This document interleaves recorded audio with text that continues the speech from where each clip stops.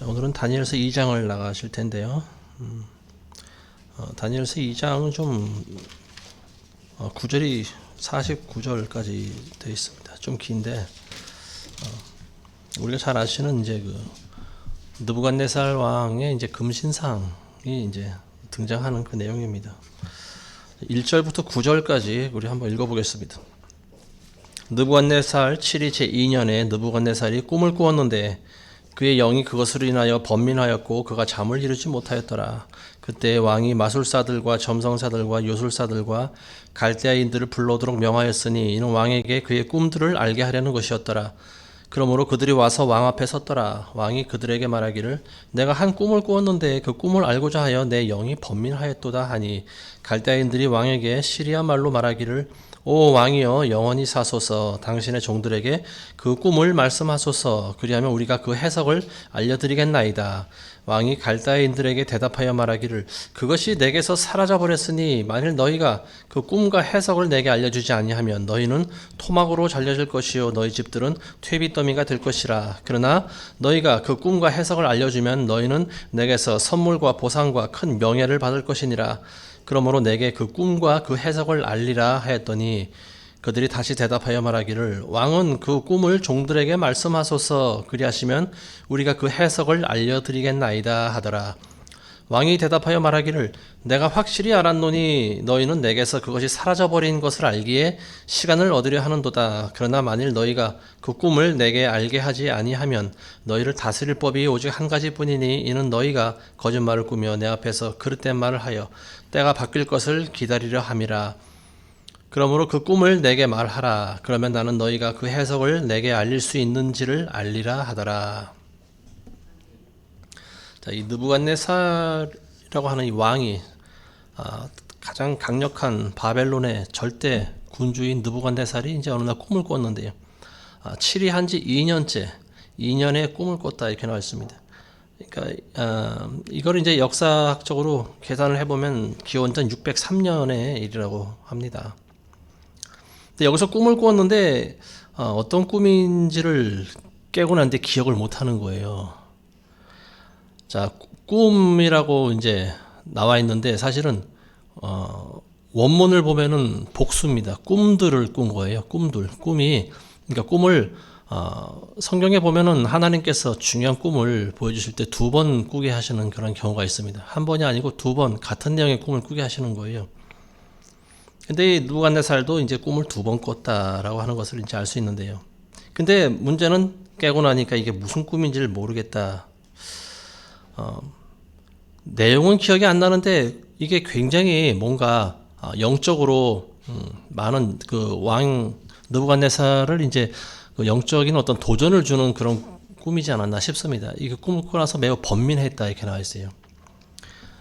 번민했다라고 하는 말은 뭐냐면은 괴로워했다라고 하는 말이죠. 마음 속을 불태우듯이 막 속이 타들어가는 마음이 괴로워하는 걸 이제 번민이라고 하는데요. 잠을 이루지 못하고 괴로워하는 상태를 말합니다. 그러니까 이 꿈이 단순한 꿈은 아니라고 하는 것을 이제 왕이 알고 그래서 바벨론 안에 있는 많은 학자들을 다 불러 모읍니다. 마술사들과 점성가들과 요술사들과 뭐 갈대아인들. 자, 이런 사람들이 이제 고대 왕국에 보면은 마술사를 포함한 이런 점성술사들 이런 사람들이 항상 왕의 곁에 있습니다. 그 당시 어떤 자연의 이치라든지 하늘의 법도라든지 이런 것들을 이제 우리 인간의 지혜로 깨닫지 못하는 일들을 어떤 신적인 힘을 빌어서 깨닫게 하는 그런 사람들을 과거에는 박사라고 인정을 해줬다는 거죠. 그래서 이 사람들도 사실은 현자 또는 박사의 무리에 들어간 사람들이고요. 근데 이 바벨론에 있는 이 모든 현자들을 다 불러 모았는데 참 답답한 게 뭐냐면은 내가 꿈을 꾸었는데 그걸 알아맞히라고 하는 거예요. 본인이 꿈을 기억을 해서 이 꿈에 대한 해석을 요구하면은 해석은 해줄 수 있겠는데 무슨 꿈을 꾸었는지조차 이야기를 안 해주니까 이 박사들은 참 기가 막힌 거죠. 근데 왕이 내가 그 꿈을 잊어버렸는데 너희가 그걸 알아맞혀야 된다. 만일 그걸 알아맞히지 않으면 너희를 토막내서 죽일 것이다. 굉장히 무시무시한 그런 선포를 해버립니다. 그러니까 이 사람들은 지금 당장 이제 몸이 토막나서 죽어나가게 생긴 거예요. 이 창세기에 보면은요, 이집트의 바로 왕이 꾼 꿈도 이와 같죠. 창세기 41장에 보시면은요, 그때도 보면은 만 2년 후에라고 하는 말로 시작하는데, 여기도 보면은 느부갓네살 왕이 치리체 2년에, 그러니까 2년이라고 하는 말에도 어떤 성경에 어떤 비밀이 숨어 있지 않나 싶습니다. 2년째 된 해에 하나님께서 꿈을 보여주시는데, 이 바로 왕이 꾼 꿈은 뭐냐면은, 강에서 살찐 암소 7마리가 올라오죠. 그리고 풀 뜯어먹고 있는데 곧이어 마르고 흉하게 생긴 암소 7마리가 와서 먼저 올라온 살찐 암소들을 잡아먹는 꿈을 꾸죠. 그리고 그 다음에 잠들었는데 다시 또 두 번째 꿈을 꾼 거예요. 그게 뭐냐면은 이제는 이삭이 보이는데 한 줄기에서 7이삭이 올라오는 걸 보이는데요. 그 7이삭이 충실하고 굉장히 이렇게 실하고 충실한 이삭이 나왔다고 그랬어요. 근데 그 다음에는 동풍에 메마르고 이런 시들어 있는 7이삭이 생겼는데 먼저 번에 그 7이삭을 삼켜버렸다. 그런 꿈을 보여주십니다. 근데 이 두 꿈이 같은 의미를 담고 있는 그런 꿈이었죠. 이게 뭐냐면 7년 풍년이 끝나고 나면은 7년간 흉년이 있게 될 것이다. 기근이 있게 될 것이다. 이런 계시적인 그런 꿈이었죠. 이 느부갓네살도 꾼 꿈이 이와 같이 아마 똑같은 내용의 꿈을 두 번 꾸었을 것이다 라고 보여집니다. 자, 우리 10절에서 13절 봅니다. 갈대아인들이 왕 앞에서 대답하여 말하기를 땅 위에는 왕의 그 일을 알려줄 수 있는 사람이 없나이다. 그러므로 어떤 왕이나 주나 치리자도 그런 일들을 어느 마술사나 점성사나 갈대아인들에게 물었던 자가 없나이다. 왕이 물으신 것은 드문 일이니이다. 육체와 함께 거하지 아니하는 신들 외에는 왕 앞에 그것을 알려줄 자가 아무도 없나이다 하니 이 일로 인하여 왕이 노하고 심히 격노하여 바빌론의 모든 현자들을 멸하라고 명령하였더라. 그 현자들을 죽이라는 칙령이 나가니 그들이 다니엘과 그의 동료들도 죽이려고 쳤더라. 그 박사라고 하는 사람들이 자기가 무슨 꿈을 꾸었는지를 전혀 알지 못하고 자꾸만 똑같은 말을 되풀이하는 거예요. 그러니까 이 왕은 굉장히 화가 났습니다. 내가 그걸 알면은 진작에 얘기했겠지. 내가 너희를 불러서 이렇게 말을 하겠느냐.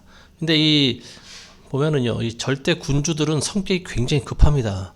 그리고 자기가 말 한마디 한 거에 대해서 실행이 되지 않으면 그냥 가차없이 죽여도 누가 뭐라고 그럴 사람이 없어요. 근데 지금 똑같은 말을 두 번 하게 만든 거 아닙니까? 이 박사들이라고 한 사람들이. 그러니까 여기서 왕은 자비심을 베풀지 않고 전부 죽여버리라고 합니다. 너희가 지금 시간 끌기 작전을 하고 있구나. 너희가 지혜가 없고 지식이 없어서 내가 꿈을 알아맞히지 못하는 거를, 한마디로 공무원들이 밥만 축내고 있다라고 하는 거죠.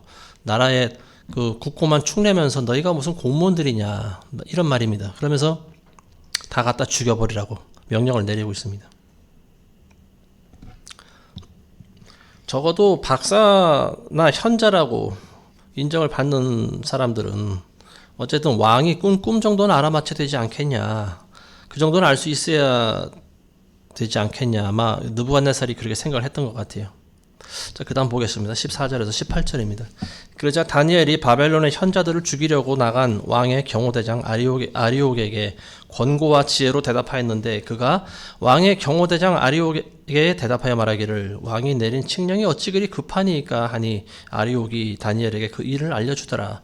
그러므로 다니엘이 들어가서 왕에게 구하기를 왕이 자기에게 시간을 주면 자기가 왕에게 그 해석을 알려주겠다고 하니라. 그리고 나서 다니엘이 자기 집으로 가서 자기의 동료 하나냐와 미사엘과 아사랴에게 그 일을 알려주었더니 그들이 그 비밀에 관하여 하늘의 하나님께 자비를 바라더라. 이는 다니엘과 그의 동료들이 바벨론의 다른 현자들과 더불어 죽임을 당하지 않으려 함이었더라. 다니엘이 이제 그 궁전에서 아리옥이라고 하는 경호대장을 마주칩니다. 근데 왜 이렇게 급하게 어딜 가십니까? 하니까 이제 상황을 설명을 해줍니다. 아리옥이라는 사람이. 그러니까 다니엘이 자기 집에 가서 자기 동료 하나냐, 미사엘, 아사랴, 사드락과 메삭과 아벤느고라고 하는 이 자기 친구들, 이 세 명의 유대인 친구들에게 그 내용을 설명을 해주고 같이 기도를 부탁합니다. 그래서 다니엘에게 그 어떤 하나님의 계시가 임해서 왕이 꾼 꿈을 알게 해달라고 이제 그런 기도를 부탁하는 거죠. 근데 그렇지 않으면은 지금 다니엘하고 이 세 친구들도 죽게 생겼거든요. 왜냐하면 이 다니엘과 세 친구들도 역시 그 나라의 그 현자나 박사들이라고 하는 그런 위치에 있었던 것 같습니다.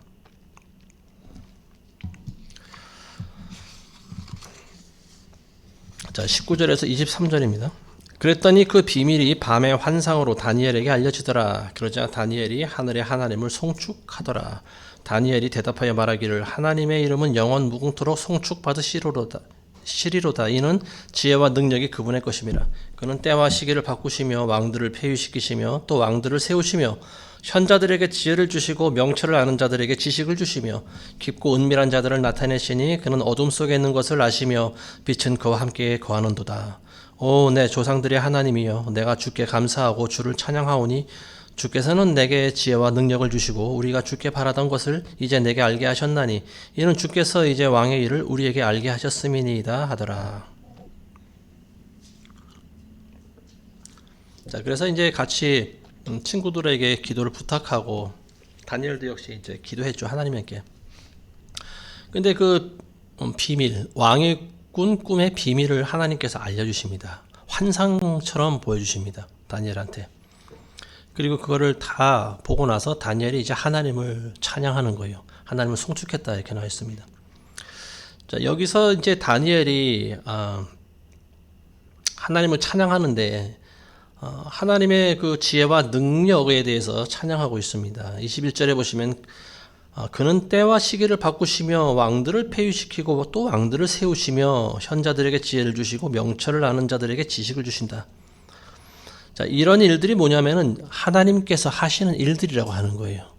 그러니까 평소에 하나님께서 이런 일들을 하고 계셨다라고 하는 거죠. 해 오셨고 그리고 지금도 하고 계시는 일들입니다. 그게 뭐냐면은 때와 시기를 바꾸시는 거예요. 그러니까 역사의 주관자가 하나님이라고 하는 말입니다. 때와 시기를 바꾼다라고 하는 것은 어떤 그 하늘의 별과 달과 태양들을 통해서 어떤 일기를 변화시키는 그걸 넘어서 역사를 변화시키신다라고 하는 거예요. 그래서 이제 왕조, 그 당시 다스리던 강력한 그 바벨론이 이제 그 제국이 무너지고 나면은 또 다른 나라가 서게 될 테이고, 뭐 이런 식의 이제 그런 비밀을 하나님께서 이 느부갓네살에게 꿈으로 알려주셨다라고 하는 거예요. 그리고 하나님이 하시는 일들이 또 있어요. 이게 뭐냐면 현자라고 하는 사람들에게 지혜와 명철을 주시는 일입니다. 그리고 명철을 아는 자들에게 지식을 주시고 깊고 은밀한 일들을 나타내신다. 깊고 은밀한 일이라고 하는 것은 사람의 지혜로 알 수 없는 일들을 이야기하고 있습니다. 그러니까 그 당시 사람이 바닷물 깊은 곳에 있는 뭐가 들어있는지 어떻게 알 수 있을까요? 근데 보면은 시편이라든지 욥기서라든지 이런 데 보면은 뭐 큰 물고기도 하나님이 다 지으시고 리와야단이라고 하는 그런 생물도 나오고 뭐 하여튼 그런 자연의 비밀을 그 우리 조상들이 보면은 좀 세부적으로 기록을 해놓고 있지 않습니까? 자, 이런 것들이 인간의 지혜로 쉽게 알 수 없는 일들이라고 하는 거예요.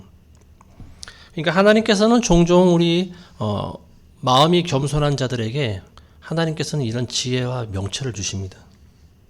다니엘에게도 역시 하나님께서 환상으로 그걸 다 보여주셨어요. 근데 당연히 보여주실 것이 뭐냐면은 다니엘에게 이 꿈을 해석하라고 하신 거예요, 하나님께서. 그래서 느부갓네살에게 보여주시고요, 다른 현자들이 그걸 해석하지 못하게 만드신 겁니다. 오직 다니엘에게만 보여주신 거예요, 이거는. 자, 우리 24절에서 30절입니다. 그리하여 다니엘은 왕의 바벨론의 현자들을 멸하라고 지명한 아리옥에게로 들어갔으니 그가 가서 그에게 이같이 말하기를 바벨론의 현자들을 멸하지 말고 나를 왕 앞으로 인도하소서. 내가 왕께 그 해석을 알리리이다 하더라. 이에 아리옥이 다니엘을 황급히 왕 앞으로 인도하고 왕에게 이같이 말하기를 내가 유다 포로 가운데서 한 사람을 찾았나니 그가 왕께 해석을 알려드리리이다 하니 왕이 대답하여 벨트사살이라는 이름을 가진 다니엘에게 말하기를 내가 보았던 꿈과 그 해석을 네가 내게 알려줄 수 있겠느냐 하니 다니엘이 왕 앞에서 대답하여 말하기를 왕이 물으신 은밀한 것을 현자들이나 점성가들이나 마술사들이나 점쟁이들은 왕께 알려드릴 수 없으며 오직 하늘에 계신 하나님 뿐이시니 그분은 은밀한 것을 나타내시며 그분이 느부갓네살 왕에게 훗날들에 있을 것을 알게 하시나이다. 왕의 꿈과 왕의 침상에서 머리에 떠오른 환상은 이러하나이다. 오 왕이여, 왕께서 침상에서 장차 있을 일을 생각하신 것은 은밀한 것을 나타내시는 분께서 장차 있을 일을 왕께 알게 하신 것이요, 내게 이 은밀한 일이 나타난 것은 내가 다른 사람들보다 더 많은 지혜를 지녔기 때문이 아니라 오직 왕에게 그 해석을 알게 하기 위함이며 그리하여 왕으로 왕의 마음의 생각을 알게 하려 함이니이다. 자, 이제 그 느부갓네살 왕 앞에 다니엘이 불려나갑니다. 그리고 왕의 꿈을 내가 해석해 주겠다고 이야기를 합니다. 그리고 내가 그 은밀한 왕이 꾼 꿈을 내가 알아맞힐 수 있는 것은 내가 지혜로워서 그런 것이 아니고 하나님께서 왕이 그 해석을 알기 위함이라. 그래서 왕으로 왕의 마음의 생각을 알게 하려 하기 위함이다, 이렇게 했어요. 왕으로 왕의 마음의 생각을 알게 하려는 것이 뭐냐? 본인이 스스로의 상태를 깨닫고 반성할 수 있는 기회를 갖게 하라는 겁니다. 이게 왕이 가지고 있는 마음의 상태가 어떠냐면은 강력한 제국의 황제니까 뭐 안하무인이죠. 눈에 자기 위에 있는 것이 아무것도 없어요. 그러니까 자기가 마치 신과 같이 행동을 하지 않습니까? 그러니까 하나님께서 그 왕에게 이런 것을 보여주신 것은 너는 좀 겸손해야 된다. 그걸 보여주시기 위한 거죠. 자, 이제 그 다음부터가 다니엘이 왕이 본 그 꿈을 그대로 이야기를 해줍니다. 31절에서 35절 보시면요. 오 왕이여, 왕께서 보셨나니 한 큰 형상을 보심이라. 이 큰 형상은 그의 광채가 찬란하며 왕 앞에 섰는데 그 용모가 무서웠나이다. 이 형상의 머리는 정금이요, 그의 가슴과 양팔은 은이요, 그의 배와 넓적다리는 노시요, 그의 다리는 철이요, 그의 발의 일부는 철이며 일부는 진흙이었나이다. 왕께서 보셨는데 손으로 다듬지 아니한 돌이 철과 진흙으로 된 그 형상의 발을 쳐서 산산이 부수니 그 철과 진흙과 놋과 은과 금이 함께 산산이 부서져서 여름 타작마당에 쭉정이같이 되어 바람에 날려 사라져 간 곳이 없어졌으며 그 형상을 친 돌은 태산을 이루어서 온 세상을 가득 채웠나이다. 자, 왕이 본 것이 뭐냐? 한 형상을 봤다, 이렇게 나와 있습니다. 요거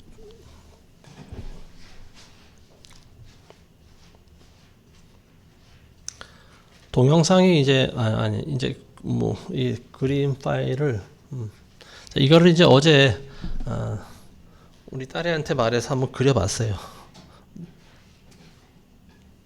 그림이 좀 어떻게 뭐 보면 인터넷에 이게 많이 돌아다니긴 하는데 파일이 좀 이렇게 선명하지가 않아서 제가 새로 한번 좀 그려보라고 했습니다.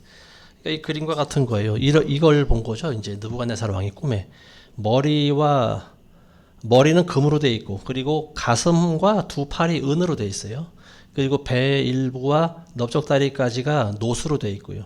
그리고 그 밑에 종아리 부분이 이제 철로 쇠로 되어 있고, 그 밑에 발목 아래는 쇠하고 진흙하고 섞여 있는 모습입니다. 그러니까 총 5단계로 나눠져 있죠. 지금 이 시대에도 이런 동상이 세워져 있는 곳이 있지 않습니까? 평양에 가면은 김일성 동상 이렇게 만들어 놨죠. 크기도, 이게 나중에 이제 그 느부갓네살이 그 꿈대로 이제 자기 동상을 만들어 세우는데 그 높이가 키가 60규빗이라고 나와 있어요. 60규빗이라고 하면은, 25m가 넘는 그런 높이죠. 그러니까 지금 평양에 있다고 하는 그 김일성 동상 아마 그 정도 비슷한 크기가 아닌가 싶습니다. 근데 어쨌든 이게 형상이 굉장히 무섭게 생겼다고 나와 있어요. 그래서 좀 무섭게 그려보라고 했는데 별로 이렇게 무서워 보는 것 같지는 않은데요. 어쨌든 이런 형상의 그 신상, 이게 이제 머리부터 이제 설명을 하자면은 이제 그런 거죠. 우리 36절 이하에 먼저 하나님 말씀 한번 읽어보겠습니다. 36절에서 45절 보시면요.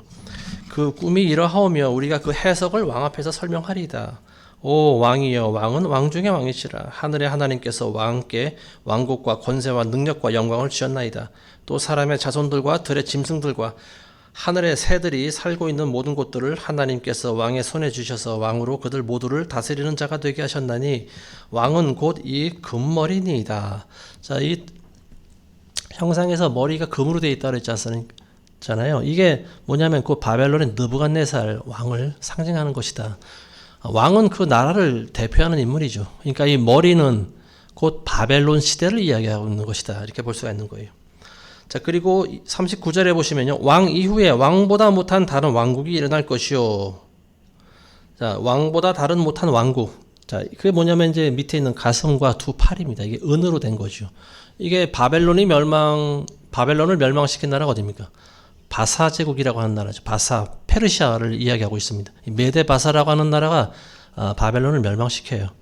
근데 바벨론의 그 영화만큼은 좀 못한 나라다라고 하는 거죠. 자, 그래서 은으로 표시되고 그 다음에 이제 배에서부터 넓적다리 일부가 또 셋째 왕국이 되는데요. 이게 노시라고 하는 거죠. 노스로 일어나 온 세상을 다스리게 된다. 자, 노스는 어디냐? 페르시아 다음에 일어난 제국이 어디냐? 알렉산더 대왕이 만든 제국이죠. 이게 바로 이제 그 헬라 제국입니다. 그리스. 자, 그리고 넷째 왕국이 또 일어나죠. 넷째 왕국은 철같이 강한 왕국이 될 것이며 철은 모든 것을 산산조각 내며 이기는 것이다. 자, 종아리서부터 발목 위에까지가 이제 그 뭡니까? 철로 만들어진 나라예요. 이게 위에서부터 따져보면은요 가장 강력한 나라입니다. 쇠로 만들어졌기 때문에 그래요. 강도면에 있어서는 굉장히 더 강해진 거죠. 그래서 철이 모든 것을 부수는 것 같이 그 왕국이 산산조각 내고 모든 것을 깨뜨릴 것이다. 자, 로마 시대를 얘기하고 있습니다. 로마가 이제 헬라 제국을 이제 멸망시키고 그 다음에 이제 로마 제국이 들어서게 되는데요. 자, 그 로마 제국 이후의 시대가 뭐냐? 발목이죠. 이제 마지막 시대입니다. 이게 지금 살아가고 있는 마지막 시대라고 볼 수가 있는 거죠. 로마가 어딥니까? 게르만족 속한테 멸망당한 지가 정확히 한 5세기 정도 되나요? 서기 한 4, 5세기경으로 기억나는데요. 그때까지 로마가 번성했었고요. 그 이후는 이제 그 중동 지역과 전 세계를 다스렸던 나라가 어떤 그 이전에 있던 나라들처럼 강력한 나라는 사실 없어 보입니다. 그 중동 지역의 이제 그 오스만 투르크라고 그래가지고 지금 터키 족속들이 이제 정복을 했었고요. 그리고 또 근세기에 들어와서는 또 그 일대를 이제 해가 지지 않는 나라라고 하는 영국이 또 그 지역을 맡아서 또 감당을 하기도 했고요. 여러 민족들이 이 예루살렘을 중심으로 한 그 중동 지역을 그 패권을 다퉜다라고 하는 것을 알 수 있어요. 그래서 이 로마 시대 이후가 철과 진흙이 섞여 있는 그런 나라로 표현하고 있습니다. 그러니까 이것만 봐도 지금이 어떤 시대예요?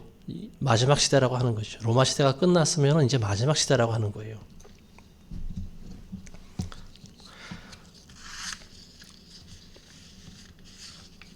자, 41절에 보시면요. 그 일부는 토기장의 진흙이며 일부는 철인 발과 발가락을 왕께서 보셨으니 그 왕국이 나뉘어질 것이며 왕께서 철과 차진 진흙이 섞인 것을 보셨으니 그 왕국에는 철의 강함이 있을 것입니다. 또한 그 발가락의 일부는 철이요 일부는 진흙이므로 그 왕국이 부분적으로 튼튼하고 부분적으로 부서질 것이니이다. 왕께서 철과 차진 진흙이 섞인 것을 보셨으니 그들은 사람들의 씨와 섞일 것이나 그들이 서로 합하지 않는 것이 철과 진흙과 섞이지 못함과 같으니이다.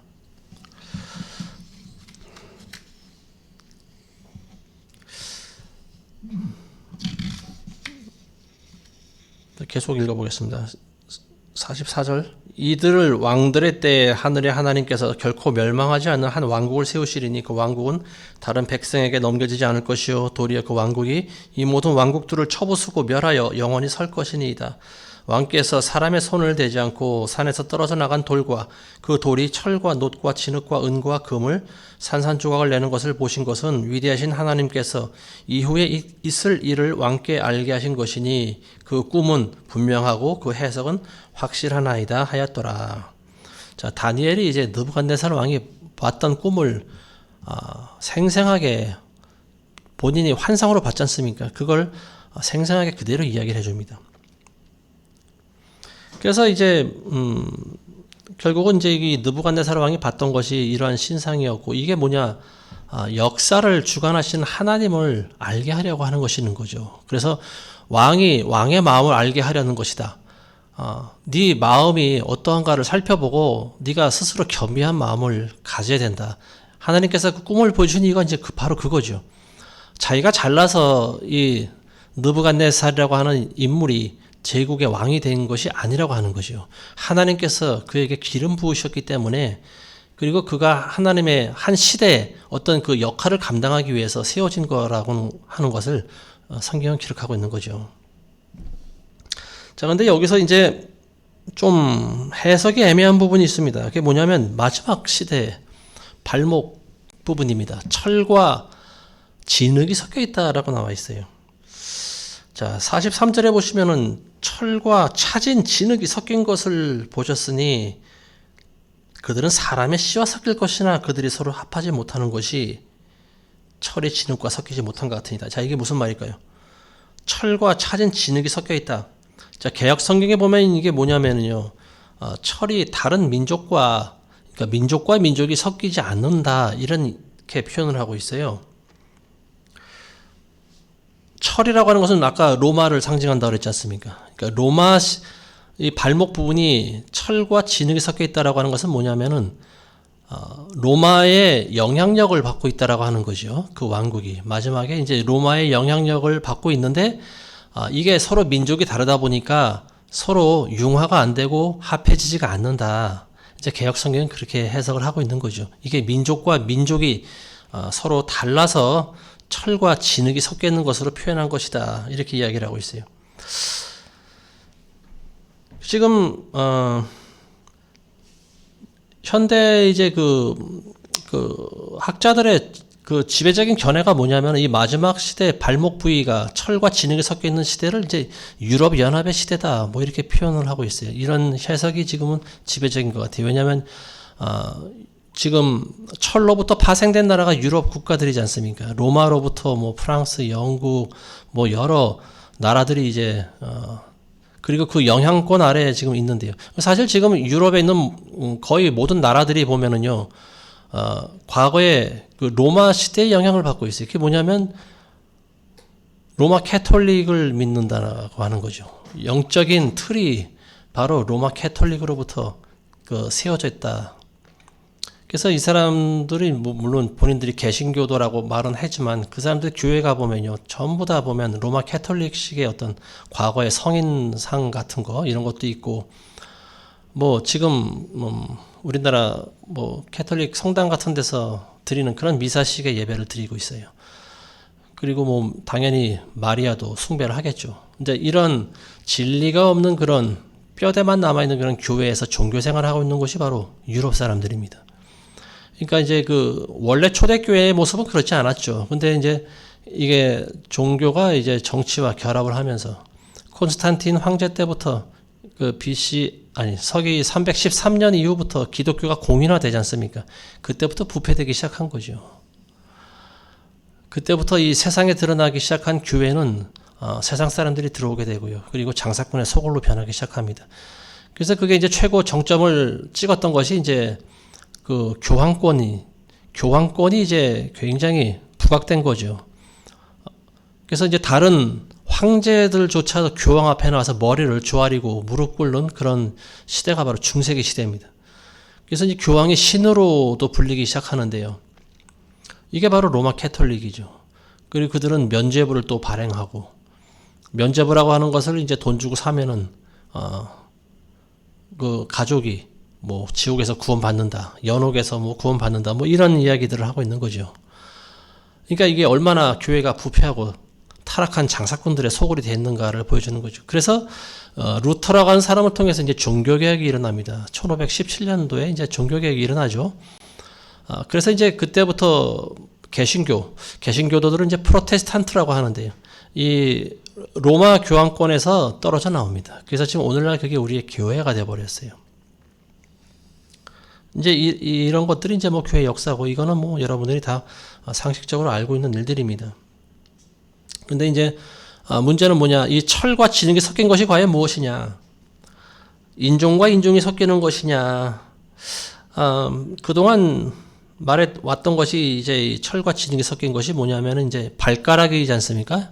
발목에 발가락이 10개가 달려있기 때문에, 뭐 10개 나라, 그동안 뭐 이거를 뭐, 학자들마다 조금씩 해석이 좀 다르더라고요. 제가 그런 것들을 좀 읽어는 많이 봤는데, 근데 좀 어느 거 하나도 좀 마음에 와 닿는 게 없어요.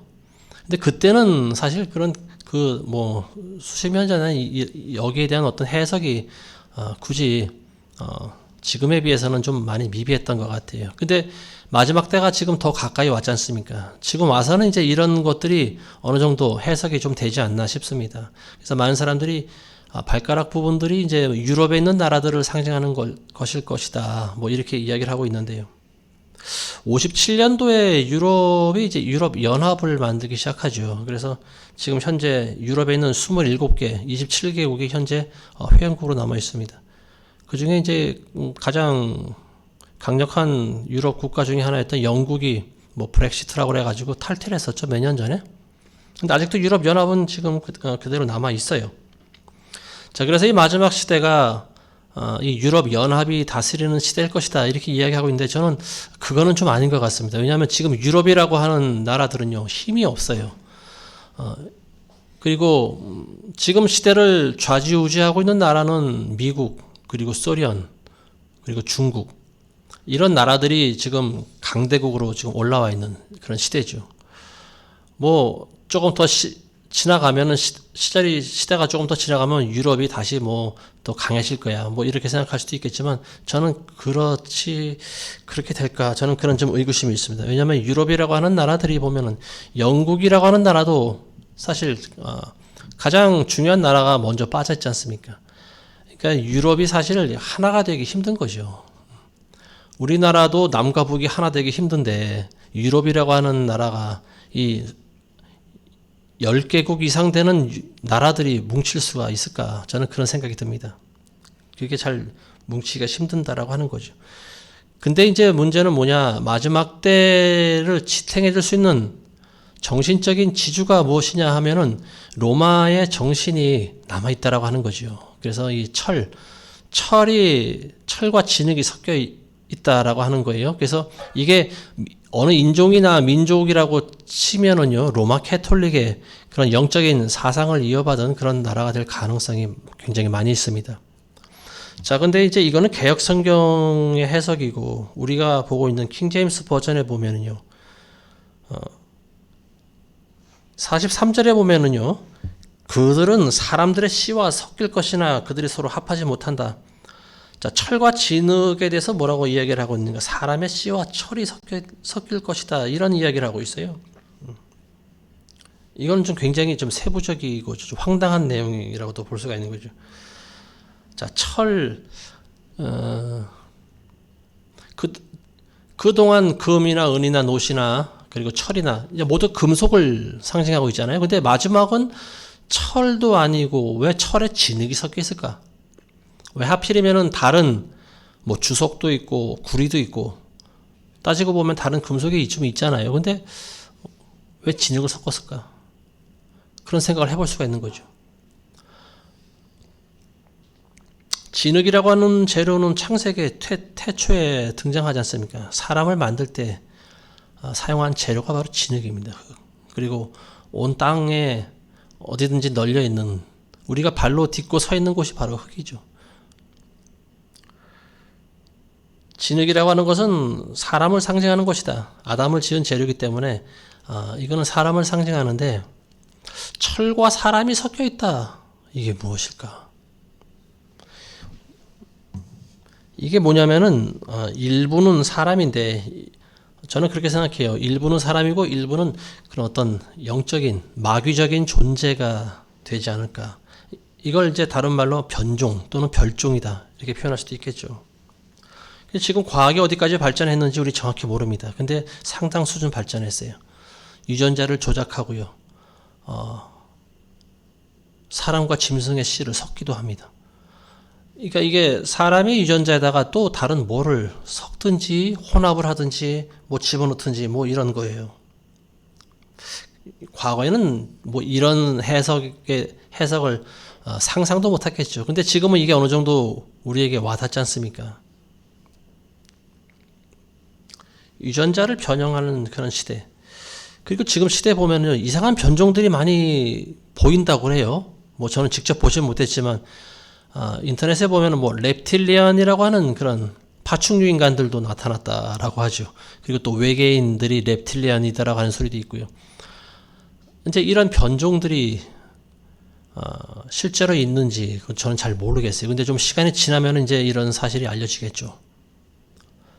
어쨌든 사람을 정상적인 남녀의 결합에 의해서 만들어진 생명이 아니고 어떤 다른 방법을 통해서 인간의 생명을 만들어냈다라고 하면 그건 하나님 보시기에 굉장히 가증한 겁니다. 그러니까 그거는 순수한 인간이 아니고 변종일 가능성이 굉장히 많아요.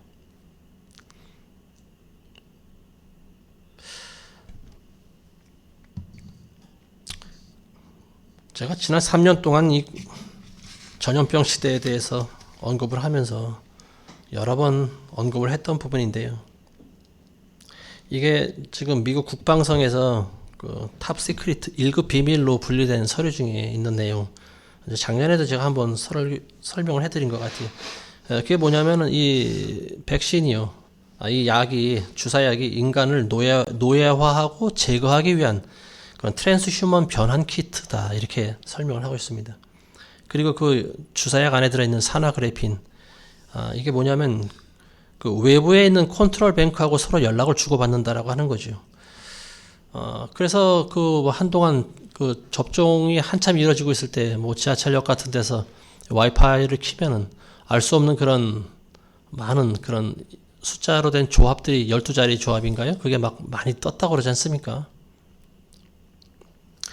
자, 그게 이제 그 산화그래핀이라고 하는 게 있고, 그리고 또 두뇌를 통제하는 기술까지 돼 있다라고 하는 거죠. 자, 그런가 하면 산화그래핀 말고도 또 있죠. 히드라라고 알려져 있는 그 기생충이죠, 일종의. 히드라 같은 것이 뭐냐면 어떤 역할을 하느냐, 인공지능을 원격 제어하고 배달해주는 그런 기능을 담당한다고 합니다. 이게 확인됐다라고 하는 거죠. 지금 최근에 보니까 코로나 이 백신과 관련돼서 거기에 대한 부당함을 알리는 연구 논문들이 지금 발표되고 있는 것 같아요. 그러니까 뒤늦게 소 잃고 외양간 고치는 셈이죠. 사람 죽은 다음에 병원 가서 약방문을 짓는 것과 똑같습니다.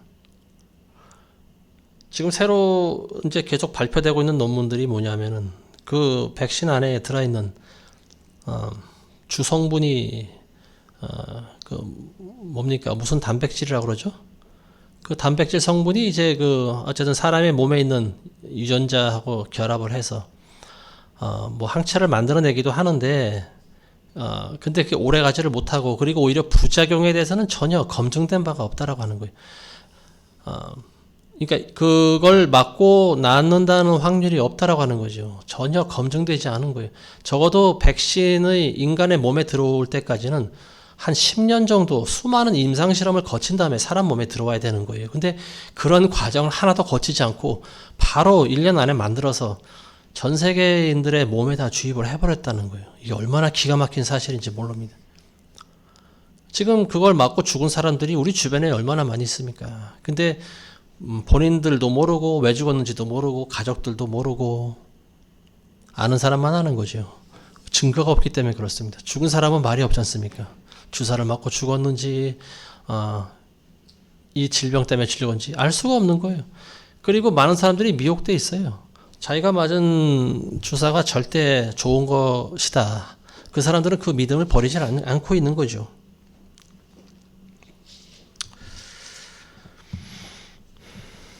근데 어쨌든 스파이크 단백질이라고 하는 것이 이제 그 주성분인데요. 이게 사람 몸에 어떤 영향을 끼치는 데 대해서는 연구된 바가 없다. 지금 그런 논문이 지금 나오고 있어요. 그러니까 여기에 사실은 이점보다는 부작용이 훨씬 많은 것이다. 이걸 사람이 이렇게 맞아서는 안 되는 거예요. 근데 지금 많은 양심 없는 학자들과 의사들과 정치인들이 전부 다 결합을 해서 이걸 맞으라고 또 방송에 내보내고 안 맞으면은 또 이상한 사람 취급을 하고 정신병자 취급하고. 그러니까 본인들이 미혹된 줄 모르고 있는 거죠. 자, 그래서 이 산화그래핀이니 뭐 스파이크 단백질이니 뭐 이 백신 안에 들어있는 이런 성분, 이런 것들이 이제 사람의 씨와 섞이는 것을 이야기하지 않느냐, 또 이렇게도 볼 수가 있는 거죠. 사람의 씨에, 그러니까 유전자에다가 이제 이런 부분들, 금속적인 그런 부분들이 들어오게 되는 거죠. 어쨌든 굉장히 가능성 있는 이야기 아니겠습니까? 과학이 앞으로 어디까지 발전할지는 몰라요. 근데 요한계시록에 나와 있는 짐승의 우상, 이 짐승의 우상도 역시 어떤 인간의 힘으로 만들어질 가능성이 많습니다. 인간의 힘이, 그 과학의 발달이 어디까지 갈지를 잘 계시록에서 보여주고 있지 않습니까? 하늘에서 불이 내리기도 하고, 물론 이제 거기에 어떤 사탄의 영적인 개입이 있겠죠. 근데 그것은 어쨌든 그 짐승의 영이라고 하는 것은 하나님의 영이 아니고요. 그리고 어쨌든 많은 마지막 때 인간들을 미혹하고 그리고 지배, 통제하기 위한 그러니까 짐승의 시대라고 하는 것을 이제 우리가 알 수 있는데, 자, 어쨌든 이 인류의 마지막 부분까지 다니엘을 통해서 느부갓네살 왕에게 그 꿈을 알게 하십니다. 너는 지금 머리고, 그리고 네 이후로 지금 네다섯 개 이제 왕국이 더 들어서게 될 터인데, 근데 문제는 뭐냐? 마지막 때 이제 그 왕국, 철과 진흙이 섞여 있는 왕국이 마지막이다. 그리고 그 왕국을 무너뜨리는 것은 뭐냐? 사람의 손으로 만들지 않은 한 돌이 날라와서 거기를 때려버릴 것이다. 산에서 돌이 스스로 나온다는 거예요. 그 떨어져 나간 돌이 그 신상을 쳐서 깨부순다라고 하는 거예요. 큰 바위돌이 와가지고 신상을 깨부시는 거예요.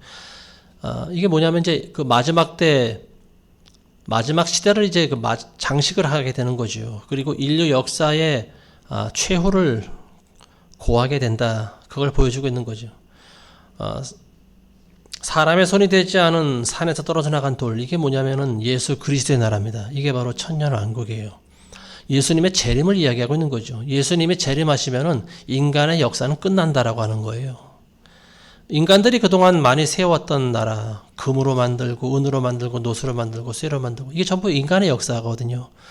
그리고 그런 역사의 주관자가 하나님이신데, 세운 사람들마다 하나님을 경배하지 않고 하나님을 두려워하지 않고 자기 힘으로 자기가 잘났다고, 그러니까 이제 하나님은 그때마다 왕국을 다시 또 바꾸시는 거예요. 그래서 바벨론도 이제 멸하시고 또 페르시아를 세우고, 또 페르시아가 또 멸망되면 그 다음에는 이제 또 그리스가 서게 되고, 그리스 다음에 또 로마가 서게 되고, 그리고 로마가 멸망당하고 지금 시대가 마지막입니다. 지금 철과 진흙이 섞이고 있는 시대죠.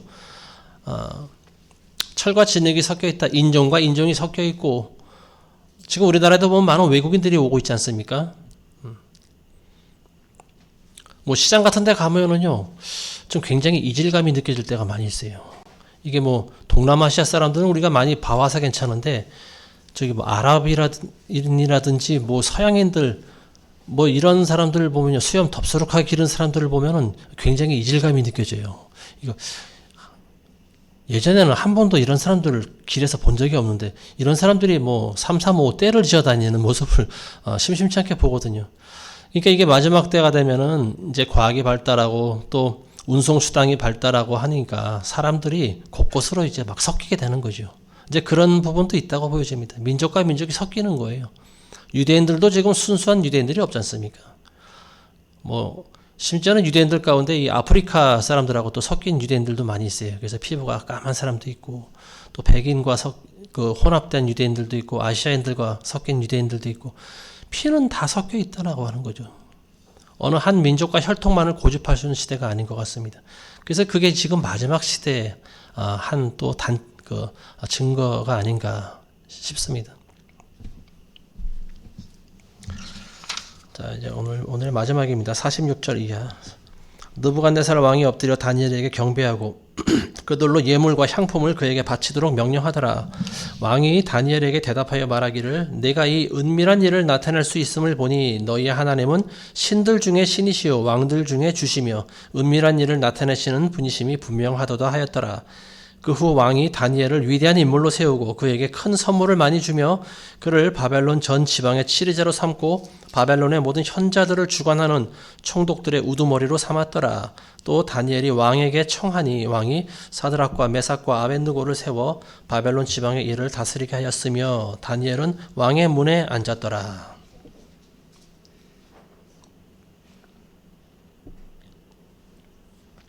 자, 다니엘이 정말 귀신같이 알아맞히지 않습니까? 근데 그 다니엘이 능력이 있어서 그런 것이 아니고 지혜가 있어서 그런 것이 아니고 하나님께서 다니엘에게 그 꿈을 보여주신 거지 않습니까? 환상으로 보여주셨는데 그리고 그 보여주신 이유가 뭐냐면은 다니엘이 왕에게 그 해석을 알리게 하려는 것이 바로 목적이죠. 그래서 너는 내가 세웠고 그리고 너는 겸손해야 되고 너는 나를 두려워할 줄 알아야 된다. 이걸 왕이 스스로를 돌아보면서 이걸 깨닫기를 하나님께서는 바라셨던 거죠. 근데 이 느부갓네살이 다니엘의 꿈을 듣고 마음이 겸손해져야 되는데 그렇지 못했죠. 마음이 도리어 더 교만해졌죠. 그래서 이제 3장에 이제 보면은 자기 신상을 만들어 세우는데 60규빗이나 되는 큰 그런 신상을 만들어 금으로 금칠을 해가지고 그걸 만들어 세웁니다. 그러니까 결국은 자기가 신이라고 하는 거죠. 그러니까 우리 인간들이라고 하는 것은 이렇게 어리석어요. 자기가 권세가 있고 능력이 있고 재주가 있고 또 재물이 있으면은 자기가 뭐라도 된 줄 압니다. 근데 그 모든 것들은 내가 노력해서 받은 것이 아니고 하나님께서 그걸 허락하셨기 때문에 나에게 주어진 것이다라고 하는 사실을 우리가 알아야 됩니다. 그 모든 사람들도 다 마찬가지예요. 모든 성도나 목사들이나 아니면 다른 사역자들이나 모두가 다 마찬가지예요. 우리가 알고 있는 하나님에 대한 지식은 우리 안에서 나온 것이 아닙니다. 하나님으로부터 주어진 겁니다. 다니엘에게 알게 하신 것과 같이 지혜와 명철을 우리에게 주시지 않으면요, 우리가 아무것도 알 수가 없는 거예요. 하늘 아버지께서 너에게 알게 하시지 않으면 너희는 아무것도 알 수가 없느니라. 예수님께서 그러지 않습니까? 우리가 하나님의 나라에 대해서 관심이 있고 거기에 대한 지혜가 있다라고 하면은요, 그건 우리 안에서 나온 것이 아니에요. 그건 하나님으로부터 온 겁니다. 여러분들이 전도해 보신 분은 알지만 아무리 석박사 머리가 총명하고 똑똑한 사람이라 할지라도요, 전도했을 때 전혀 먹혀 들어가지 않는 사람이 있습니다. 근데 그 사람은 왜 그러냐? 하나님께서 알게 하시는 지혜를 주시지 않았기 때문에 그런 거예요. 그러니까 이게 우리 인간은 절대로 자만할 필요도 없고 교만해져서도 안 됩니다. 느부갓네살은 다니엘의 그 꿈 해석을 듣고 더 겸손히 제국을 잘 다스렸어야 되죠. 그리고 하나님을 두려워할 줄 알고, 그게 첫 번째고, 그리고 그 어떤 자비로, 사랑과 자비로 백성들을 잘 다스려야 되는데 그렇지 못했던 것 같습니다. 그래서 첫 번째로 한 일이 뭐냐면 자기의 신상을 만들어 세운 일이죠. 이제 그건 다음 시간에 하도록 하겠습니다. 이 느부갓네살은 이제 하나님을 인정한 거죠. 그러면서 다니엘한테 너가 믿는 신이 참 신이로다. 그러면서 다니엘한테 엎드려서 경배를 합니다. 근데 이제 그 느부갓네살이 인식한 하나님은 어떤 분이냐? 유일신 하나님이 아니라고 하는 거죠. 대부분의 이방인들이 그렇듯이 한 신만을 섬기지 않습니다. 2개 이상의 신을 섬겨요. 심지어는 뭐 수십 개, 수백 개의 신이 있는 나라들도 많이 있죠. 인도 같은 나라, 또 일본과 같은 나라, 이런 나라들은 신이 수백 개가 있어요. 그러니까 그런 신들 중에 하나님도 그런 한 신일 것이다. 그렇게 믿은 거예요. 그래서 하나님이 그 중에서 가장 힘센 신일 것이다. 유일신이 아니고 그런 신들 가운데 우두머리일 뿐이야. 이 정도로 생각했던 것 같습니다. 자, 그래서 이제 이 꿈 해석 때문에 다니엘은 그 바벨론에 있는 현자들을 다스릴 수 있는 그런 총독들의 우두머리가 되었다. 그리고 새 친구들은 바벨론의 지방을 다스리게 했다. 이제 지방의 수령들이 된 거죠. 창세기에 나와 있는 요셉도 꿈 해석 잘해가지고 애굽의 총리가 되지 않습니까? 다니엘도 왕의 꿈을 해석해주고 현자들을 다스리는 우두머리가 되는 거예요. 그리고 왕의 문에 앉았다. 그러니까 왕과 가장 가까운 위치에 있는 사람이 되었다라고 하는 거죠. 왕의 문에 앉았다라고 하는 것은 뭐냐면 왕이 수시로 부르기 위함이 있는 거예요. 그래서 모르는 게 있으면 다니엘에게 물어보고 뭐 이런 거죠. 그래서 자 이제 2장은 이제 다니엘서 2장은 왕이 본 꿈, 머리는 금이고 가슴과 두 팔이 은이고 그리고 배와 넓적다리가 놋 그리고 그 이하 다리 종아리 부분이 이제 쇠로 되어 있고 마지막 시대가 바로 이 쇠에다가 진흙이 섞여 있는 그런 시대. 지금 우리가 살아가고 있는 시대, 인류 역사의 마지막 시대예요. 앞으로 또 다른 마지막 시대가 오지 않습니다. 지금 우리가 살아가고 있는 시대가 마지막 시대입니다. 그래서 예수님 제자들은 그 당시가 마지막 시대라고 그랬어요. 그러니까 로마 시대가 이제 곧 얼마 있어 멸망할 거라고 하는 것을 이제 제자들도 알고 있었고요. 그리고 예수님이 우리 살아있을 때 오실 것이다. 그런 믿음을 가지고 살았습니다. 그러니까 지금은 그로부터 2000년이 더 지났으니까 얼마나 그 때가 더 가까이 왔겠어요. 우리는 이런 생각을 해야 되는데 우리는 굉장히 교만한 생각을 합니다. 2000년 동안 예수님이 안 왔는데 뭐 언제 오시겠냐. 앞으로 1000년이나 2000년이나 오실지 몰라. 어떤 사람들은 예수님은 한 번 오셨기 때문에 더 이상 오시지 않아. 아니면은 뭐 예수님은 이제 뭐 천년왕국이고 뭐고 우리가 죽어서 천국 가면 그때나 뵐 거야. 뭐 이런 식의 뭐 성경을 말도 안 되게 자기 마음대로 아전인 습격으로 해석하는 그런 교리들이 지금 많은 교회들마다 생기고 있죠. 근데 어쨌든 성경에 있는 모든 말씀은요. 1.1핵도 거짓 없이 이루어질 것이고요. 예수님은 재림하십니다. 수천 년 동안 예수님 안 오셨지만 예수님 반드시 오십니다. 두렵고 떨리는 마음으로 여러분들의 구원을 이뤄 나가시기를 주의 이름으로 축원합니다. 기도하겠습니다. 거룩하신 아버지 하나님, 오늘도 우리에게 다니엘의 그 꿈을 보이신 것과 같이 우리에게 그 꿈의 해석을 알게 하심을 감사드립니다. 인류의 역사는 하나님이 주관자십니다. 그리고 마지막 때도 하나님께서 다스리시고 그리고 인류의 역사를 그리스도의 재림과 더불어 막을 내리시고 이제 1000년 동안 예수님이 친히 이 세상을 다스리시는 그때를 우리가 소망합니다. 아버지, 그때까지 아버지, 우리가 이 세상 살아가는 동안 나그네와 같이 살게 하시고 우리가 모든 것을 소유했으나 없는 것 같이 살아갈 수 있도록 하나님 도와주시옵소서. 예수님의 이름으로 기도합니다. 아멘.